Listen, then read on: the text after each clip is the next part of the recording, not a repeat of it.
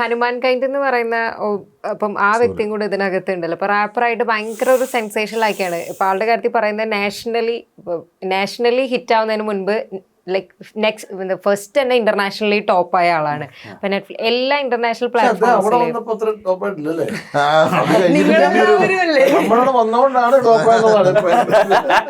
അപ്പോഴേ പുള്ളി നോട്ടബിൾ ആയിരുന്നു. അവനെ നമ്മൾ ഭയങ്കര എനർജിയാണ്, ഭയങ്കര രസമായിട്ട് അഭിനയിച്ചിരിക്കുന്നത്. ആളുടെ ഒരു ക്യാരക്ടറിനെ പറ്റി എന്തെങ്കിലും പറയാൻ പറ്റുന്നതുണ്ടോ?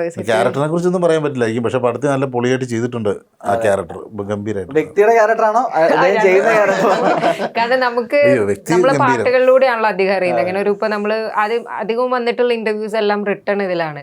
അപ്പൊ നമുക്ക് ആളെ പറ്റിയിട്ടാണെങ്കിലും ആളുടെ ക്യാരക്ടറിനെ പറ്റിയിട്ടാണെങ്കിലും അറിയാൻ ആഗ്രഹമുണ്ട്. നിങ്ങളുടെ ഒരു എക്സ്പീരിയൻസ് ഒക്കെ നമ്മുടെ എസ്പെഷ്യലി ജെൻസി ജനറേഷൻ ഭയങ്കരമായിട്ട് നല്ല ഹ്യൂമൻ ബീങ്, സൂപ്പർ കൂൾ മനുഷ്യനാണ്.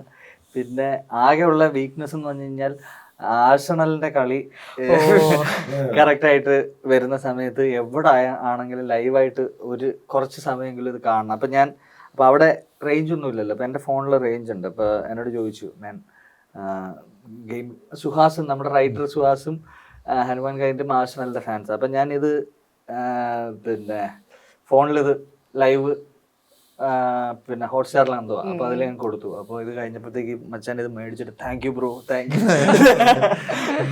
പക്ഷെ എനിക്കതല്ല, അതിന് നമ്മൾ ഭയങ്കര ആസന ഫാൻ ആയിരുന്ന പുള്ളിക്കാരൻ ഇന്റർനാഷണലി ഹിറ്റ് ആയതിനു ശേഷം അത് ആഴ്സണലിന്റെ വേണ്ടി ഒരു വീഡിയോ ചെയ്ത് ഇടുകയും അത് ആഴ്സണലിന്റെ പേജിൽ അവര് ഇടുകയും ചെയ്തു.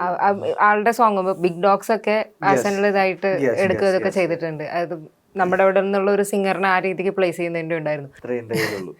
ഇപ്പൊ ഇതിനകത്ത് ഇപ്പം അനുരാഗ് കശ്യപ് അല്ലെങ്കിൽ അപ്പുറത്ത് ഹനുമാൻ കൈൻഡ്, അങ്ങനെ നിങ്ങളെല്ലാവരെയും പോലെ തന്നെ എനിക്ക് തോന്നുന്നു നിങ്ങൾക്കും ഇവരൊക്കെ സെറ്റിൽ വരുന്നതും നമ്മുടെ ഒരു ക്രൂവിൻ്റെ ഇപ്പം മലയാള സിനിമയിൽ അനുരാഗ് കശ്യപ് വന്നാലും ഇതാകുന്ന മലയാളി പ്രേക്ഷകർ ഭയങ്കര ക്യൂരിയോസിറ്റി ഉള്ള ഒരു സംഭവമാണ്.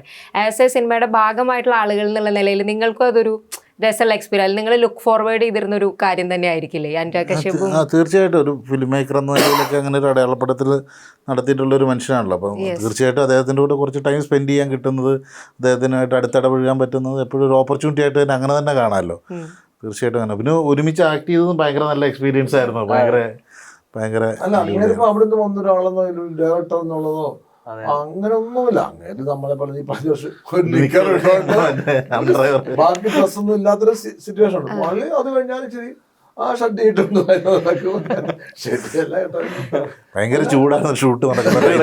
ഷൂട്ട് എനിക്കൊക്കെ ആണെങ്കിൽ വെൽവെറ്റിന്റെ ഡ്രസ്സാണ്, അങ്ങനത്തെ വെൽവെറ്റ് പോലത്തെ ഒരു മെറ്റീരിയൽ എന്താണ് അതിന്റെ അങ്ങനെ റെക്സിനൊക്കെ വെച്ചിട്ട് പാൻറ്റൊക്കെ റെക്സിന്റെ പാൻറ്റൊക്കെ പുള്ളിയെ കാണുമ്പോൾ നമുക്ക് കൊതിയാകും.